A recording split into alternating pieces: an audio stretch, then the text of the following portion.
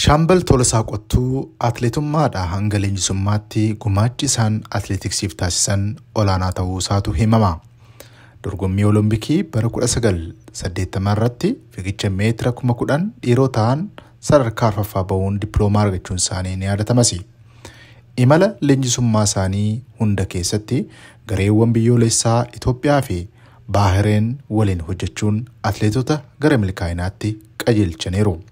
Shaambal Tolosaa Qottuu atileetota kan akka Daraartuu Tulluu, Hayilee Gabrasillaasee, Qananiisaa Baqqalee, Xurunesh Dibaabaa fi Masarat Daffaar dabalatee atileetota bebbeekamoo hedduminaan leenjisaniiru. Atileetonni kunneen qajeelfama isaanii jalatti dagaagan dandeettii isaanii agarsiisuunii fi bu'aa jajjabeessaa galmeessaniiru. Turmaa sagalee Ameerikaa wajjin Shaambal Tolosaa Qottuu taasisan irratti akkamitti gara atileetiksiitti seenan ni yaadatu.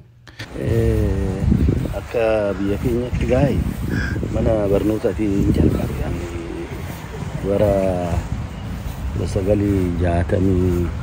1960 irratti jalqabe yeroo san mana barnootaati mana barnoota irraa jalqabe booda wattaaddaroonni yoo san kilabiin wattaaddaraatu jira.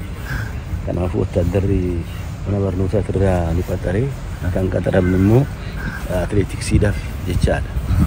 Kanaafuu achi mana barnootaatti beekan wattaaddara seenee wattaaddara seenee koorsii wattaaddaraa jechaan disipiliinii wattaaddaraa koorsii fudhadhee booda karaa atileetiksii kiyyattan deebi'ee jechaadha. Eegan isatti deebi'ee booda waldorgommii biyya keechaa eegan godhee booda bara 1964 minik Olompikiin dhaqe. Minik Olompikii waan dhaqu sanganaa ijoolleedha.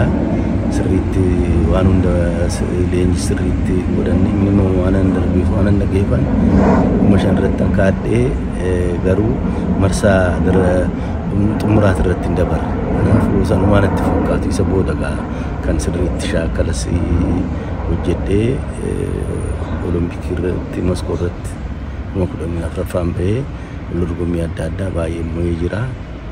Akkasittan ture jechaadha atileetii waan ture. Milkaa'ina atileetummaadhaan argachuuf fedhii qabaatanis Olompikii biyya Raashiyaa Moskootti bara 1980 irratti biyyoonni baay'ee Raashiyaa irratti mormii kaasuun isaanii keessumaa biyya Ameerikaa Raashiyaan lola Afgaanistaan irratti banuu isheetiin mormiin taasiste biyyoonni baay'ee Ameerikaa hordofuun Olompikii Moskoo kana otoo hin hirmaanne hafuun isaanii ni yaadatama.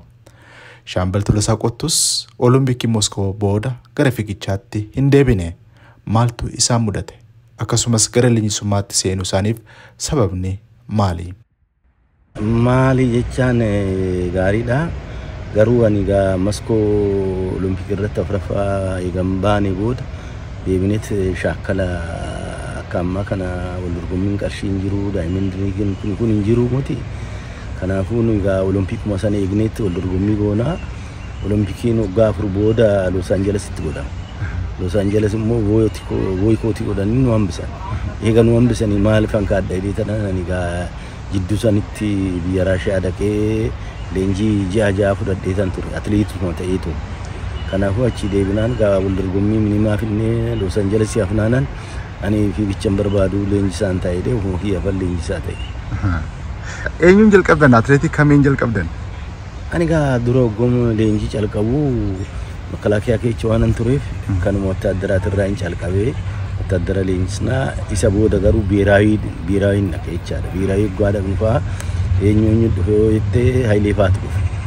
Hayilee Faagaa calqaba kan leenjii calqabsiisee anaa fi Doktor Ilmaa 10,000 fi 5,000 irratti ramadamee taanaa leenjisaa ta'ee Doktor Ilmaa wajjiniin waggaa sangaa ijoollee haaraa finnee Hayilee Faa jalqabsiisnee eegasii booda ijoollee gurguddaatu dhufe isaan booda Qananiisaa Faatu dhufe Hayilee Faa Daraartuu Faa dhufe isaan hundumaa leenjisnee dabarre jechaadha. Leenjisaa Walda Masqalfaa wajjiniin Doktor Ilmaa fi Doktor Walda Masqalfaa wajjinaan leenjisa yeroo sanii ijoollee baay'ee baasnee ijoollee gurguddoo akkuma beektu kana isa booda Qananiisaan Faan dhufanii Xurunesh Faa Masarat Faan dhufanii isa booda jechaadha.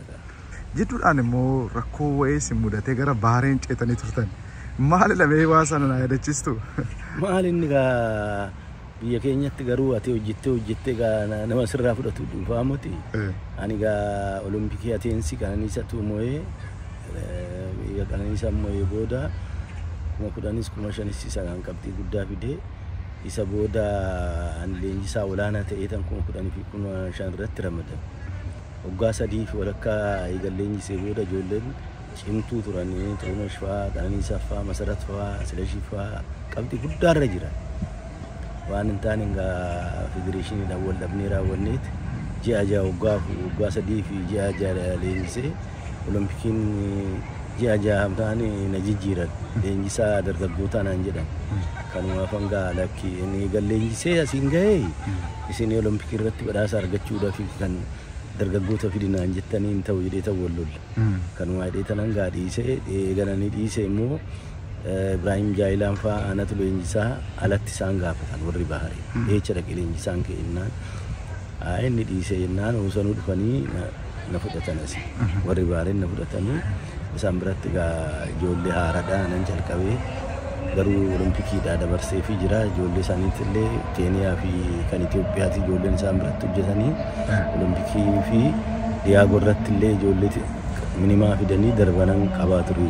Waggaa 5 fidnaanan kontiraata fidnaanan dhaabee jechaadha isas. Shaampiyoonaa Atileetiksii addunyaa 19ffaa biyya Hangaarii Budaapestitti qindeessaa leenjistoota ta'uudhaan hojjechaa turan. Keessumaa fageenya meetira 10,000 rakkoo jiru akkasitti ibsu. Olaal wanna tokko wanni hanqatee hin jira eetalala ani ka maal seeti 10,000 irratti kan laallu kuni xinnoo rakkoo qaba. Rakkoo kana sirreessuun dura jira inni leenjisoonni sirreessuu danda'u leenjisaa fi atileetota. Kanaafuu rakkoo kana furamuutu dura jira. Bara dhufutti dheetaa yaada meegaa leenjisoota wajjin mari'annee raawwanneet sirreessinee dheetan yaada. Egaan daawwattootaa fi dhaggeeffattoota sagalee Ameerikaa qophii keenya irraa waa'ee uummata Oromoo kana beektu laataa asumarratti golobnaa kasii waliin ture ani Eebbisaa Nagasaatii horaa bulaa.